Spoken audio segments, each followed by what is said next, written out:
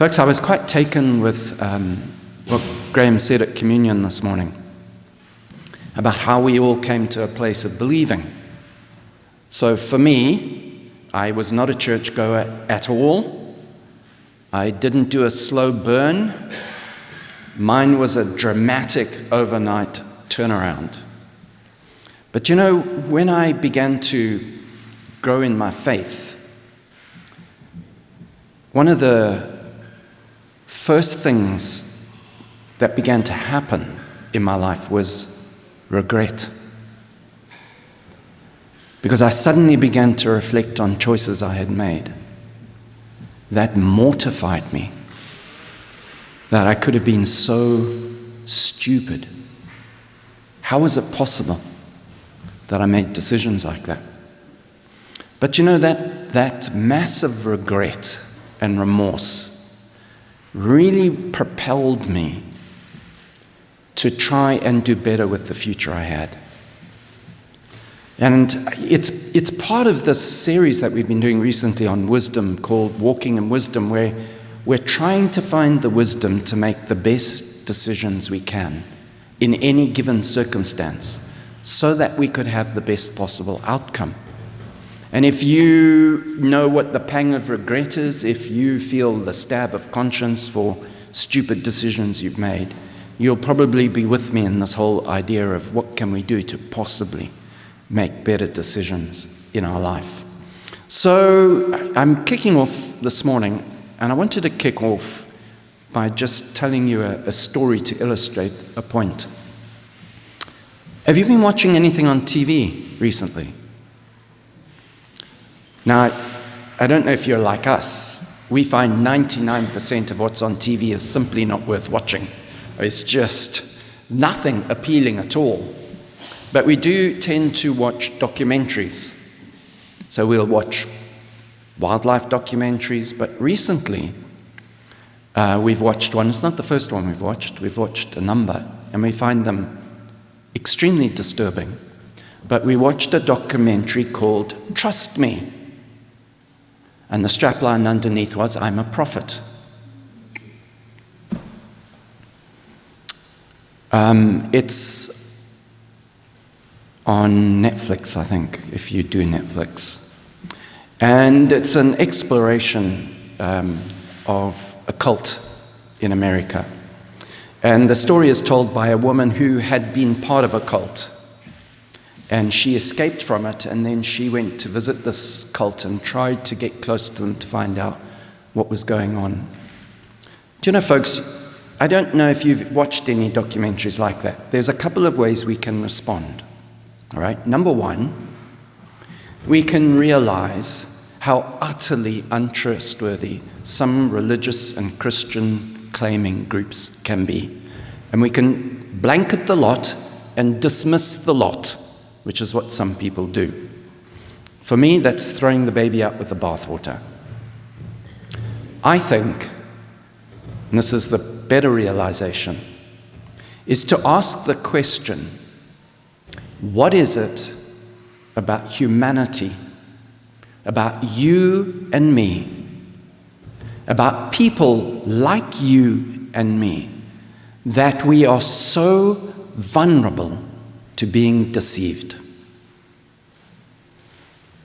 That is the question. And I'll tell you a bit of a story. Have a look at this photograph, folks. This is a really interesting photograph. I want to tell you the story here. This is a story of the black guy who's called Daryl Davis and the white guy who's called Roger Kelly. Some of you will know some of the history that I'll talk to you about. The Ku Klux Klan in America was an organization, a pretty secretive organization that specialized in terrorism and oppression, all based on racial hatred. It was a group of white people who believed in white supremacy. And Roger Kelly was one of them. Now this other guy, black guy there, his name was Daryl Davis. He was a musician in the 1980s. And what happened to him was, at one of his concerts that he was putting on, a white guy came up to him and began chatting to him. And in the conversation, it became apparent that this white guy was part of the Ku Klux Klan. So for Daryl Davis, the question that it posed in his mind is, how is it possible for people like you to hate people like me when you don't even know us? And so he decided he would try and befriend these people. So he began a campaign of attending their rallies, going to their meetings, and trying to befriend them to find out what was behind that psyche that enabled them to come up with such delusional, deceitful ideas. And he eventually got quite close to this guy, Roger Kelly, who was the leader of one of the main branches of the Ku Klux Klan. And what happened in the relationship that he began to build with him was that the white guy began to realize that all the opinions he had had in his head about black people, all the beliefs he'd had in his head about them, was not stacking up with the man that was directly in front of him. He was nothing like what he had been told they were like. And the story ends up remarkably well. Over a period of time, he actually came to a place where he had to realize either I have been misled and completely deceived, or I've got to denounce this guy and carry on with the way I'm going. And he chose to renounce his own beliefs, and he walked away from the Ku Klux Klan. And there are incredible stories in society like this which we don't hear about. This guy, Daryl Davies, he was instrumental in reaching 200 members of the Ku Klux Klan and getting them to abandon what they had believed. But folks, that story, as much as the cult stories that we see on telly, that story has to make us ask the question, what is it that we are so vulnerable to being deceived? And so often, you see, folks, I think the danger, like if you watch a cult TV program, okay, and it's to always blame it out there. It's out there. That's where the danger is. It's the cult leaders. It's this. They're the problem. I don't think it's that at all. I think we have to ask the question: how is it that we're so capable of being misled?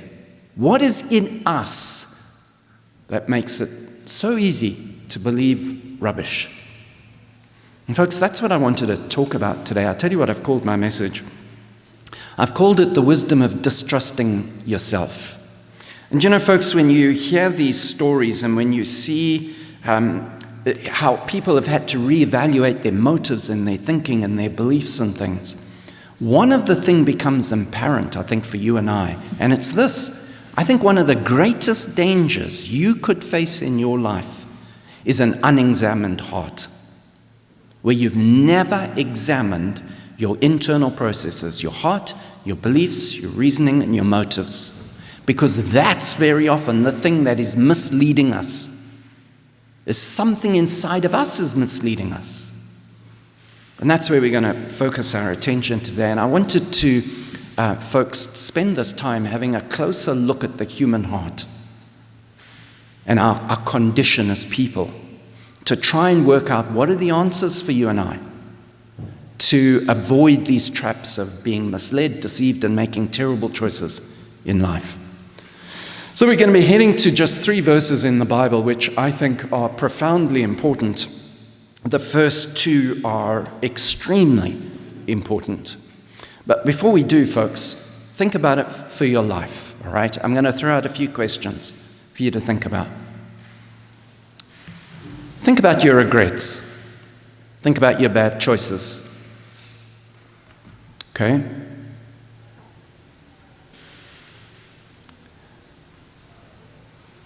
Think about your motives, your reasoning, your desires, all those things that propel you to make a choice. When last did you examine them? When last did you actually ask yourself a question, why am I wanting to do what I want to do? Think about those things. And let's have a look at a couple of passages. We're going to have a look at a brilliant passage from the book of Jeremiah, a prophet. Now, we need to understand something of the man before you try and understand his message. But we'll have a look at the verse in question. It's Jeremiah 17, verse 9. So this guy who was called to be a spokesman for God to a nation that was fast going downhill, in part of a discourse he was making, in part of the book he wrote, he made this statement. He said, "The heart is deceitful above all things and beyond cure. Who can understand it?" So whether you're wanting to point a finger at a cult leader or anywhere else, Jeremiah says the most deceitful thing in our world today is not cult leaders, it's the human heart which you have and I have. Deceitful above all things. And who can understand it? What does that word deceitful imply? It implies that it will mislead you. Your internal processes, your thinking, your reasoning, your desires, your motives, your aspirations, will mislead you into thinking you're being absolutely right when you're not. That's the implication of this verse. But can we just talk about Jeremiah first to understand why he said those words? So folks, Jeremiah was not some academic philosopher sitting behind a desk just writing out the words that he'd learned in his academic studies. He was a man actively involved in the life of a nation, called to be a watchman over that nation, to a group of people who flatly refused to heed any kind of counsel and were determined to go their own way. He had spent his entire life pleading with them, urging them, telling them about their behavior, urging them to change, promising things would go well if they changed. And he was often mocked and rejected for what he had done. And in fact, they even tried to pot him off at one point in time. And this guy had a hard time. You go to Jeremiah chapter 12, and he eventually begins to rail against God and says, "I've done everything you told me to do. Look at the way I'm being treated." But he had seen a terrifying pattern in the nation's life, that no matter what he said, no matter what counsel was given, they would nod sweetly and agree and then just crack on and do what they wanted to do and justify their behavior. And it haunted him because he knew what was coming. He knew destruction was eventually going to come. And it's funny, folks, he lived at a time where there was political threats and economic threats, and yet he never saw any of those as the major danger that they were facing. The major danger, which is what he concluded, was this terrible human heart that was so deceitful. And he saw it as an internal problem in mankind. And so his writings are the cry of someone who desperately loved people, but was absolutely frustrated to the hilt with how they were conducting themselves. And so if you read the book of Jeremiah, it contains some of the rawest, most emotional prayers in the whole Bible of a man who's absolutely distraught. So folks, when you listen to him and when you read that statement, we see that the human heart is actually a marvelous thing. It's capable of tremendous passion, tremendous sacrifice, tremendous ability, and yet mixed into all these great capacities we have is this internal problem of the human heart, of being able to mislead us and deceive us. And it explains why in my life, and probably in your life too, we have regrets of decisions we made, things we've done, which we bitterly regret and wish we hadn't done them. And unfortunately for us, what you'll find is that our heart and our internal process is a very skilled attorney. We have the capacity to defend anything that we want to do and call it right. That's what we're capable of doing. We can put on a good enough show to convince everyone that what we're doing is right.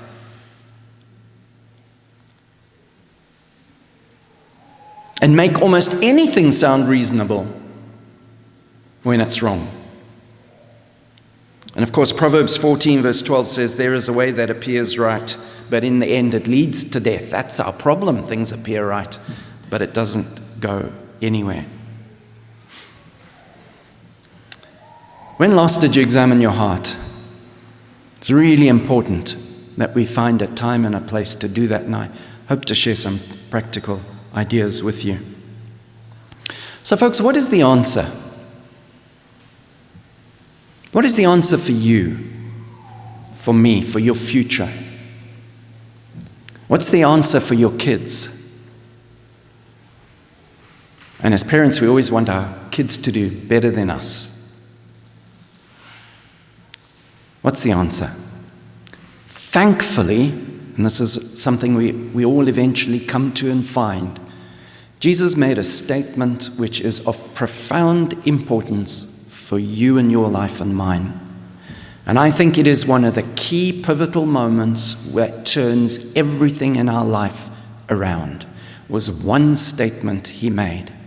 And you know, folks, I think anybody who authentically puts their faith in Jesus, who authentically becomes a Christian, will use this upon which their whole life will orbit around, was this statement.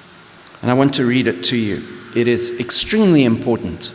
Have a listen to this. John 8, verse 31 to 32 says this. To the Jews who had believed him, Jesus said, if you hold to my teaching, not what culture and society is saying, then you're really my follower. And then he spoke about the consequence of that. He said, then you will know the truth, and the truth will set you free. You know what he did, which was so staggering here, folks, and how challenging this is even in our own culture and context here. It's of massive importance of what he said. He made a reference to the truth. Not my truth, not his truth, the truth.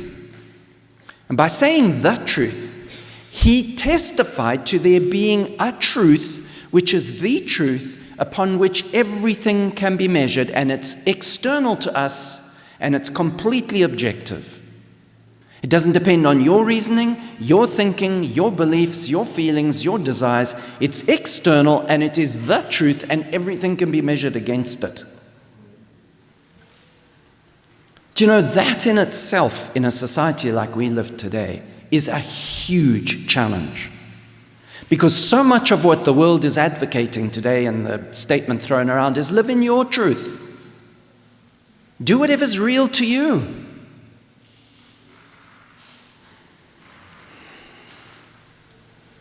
Whatever you feel, whatever you desire, live in that reality. Live in your truth.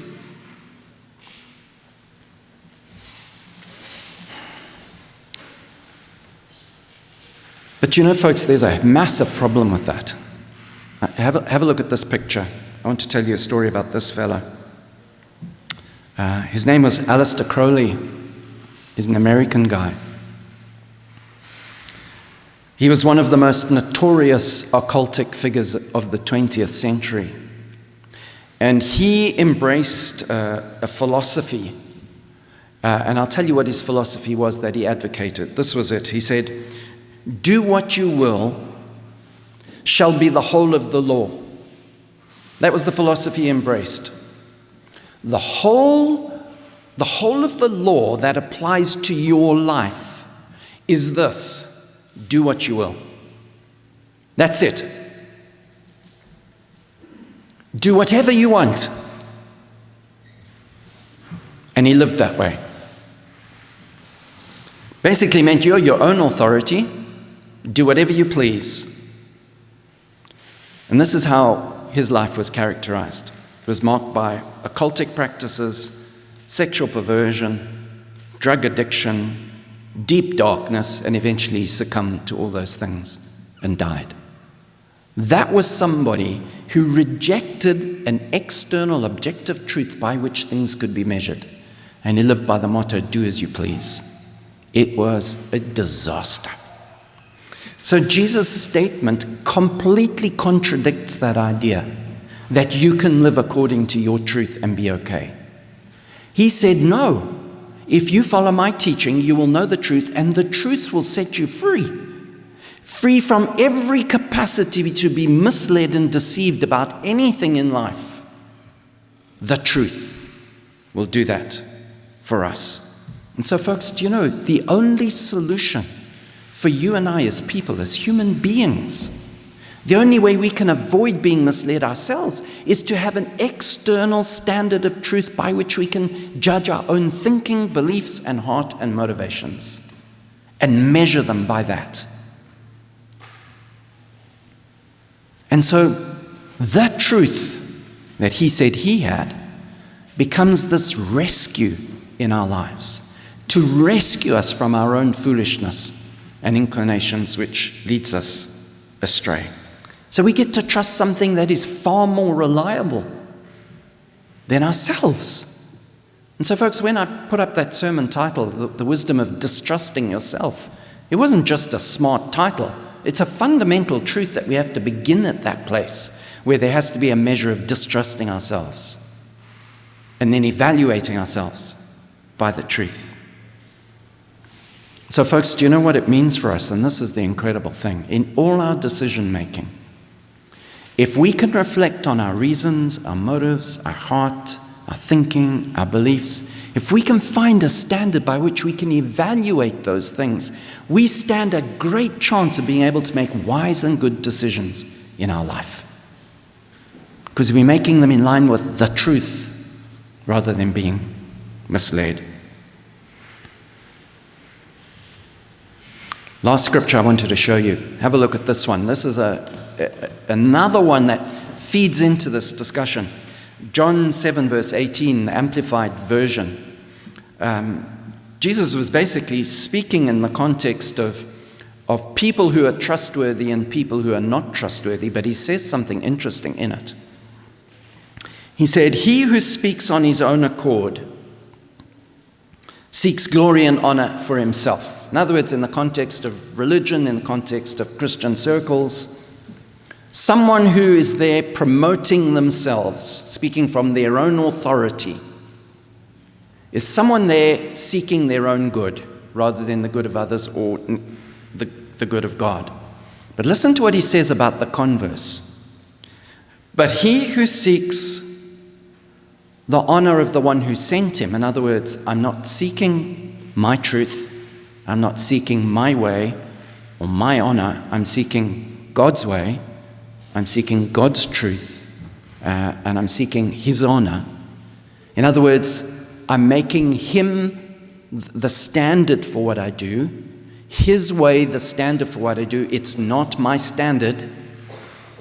He says of that person, "He is true, and there is no unrighteousness or deception in him." And you know what I've clocked in that, folks, and this is critically important for churches in particular. Where do churches derail, and where do Christians derail? Invariably, it's in this critical decision of who they are going to pursue, whose honor they will pursue, God or their own. The moment we begin to put ourselves first is the moment we derail. As long as we can make it about him and not us, we have the assurance there won't be deception in our lives. As long as it's about him, because he's the standard of truth. So, folks, let's just try and summarize this, okay? Our hearts can rationalize almost anything when we put self-interest first in our lives. We can excuse ambition, we can excuse sin, we can call our desires God's leading. But if those things are not from God, they can be very deceitful. And it's only by valuing what God desires and his truth above our own that we can escape self-deception and being deceitful. It's the only possible way. So where do we go from here? Do you know, I kind of think of it this way. From the moment we wake up in the morning, our thoughts, our beliefs, our desires, our motives are all kicking in. And some of that has the capacity for misleading us. Unless we can find something to do on a daily basis to combat that, we're likely to be in trouble and be misled at some point. I think the only way, folks, is to make use of God's truth every day in our lives. Do you know, I think one of the best things that you and I can do as a goal for our entire life is to try and read the Bible every single day. Have a planned Bible reading, read the Bible every day, because that way you are constantly putting into your mind and your heart the truth. And it's the best deterrent at going astray. So if you want to go astray, rather, if that's your ambition for your life, you only have to do a couple of things. Walk away from God and walk away from the Bible, and you'll do a pretty good job of going astray. So keep the Bible in your life as an absolute safeguard against being misled. It's powerful. It can convict you if your motives are wrong. It can convict you when your thinking is wrong. It can convict you when your beliefs are wrong. It will do a brilliant job in your life if you just give it a chance. And it may likely be the hardest thing we'll ever have to do in our lives is to make it a habit of reading the Bible every day. But try. Make it your lifetime goal of reading it every day. Amen.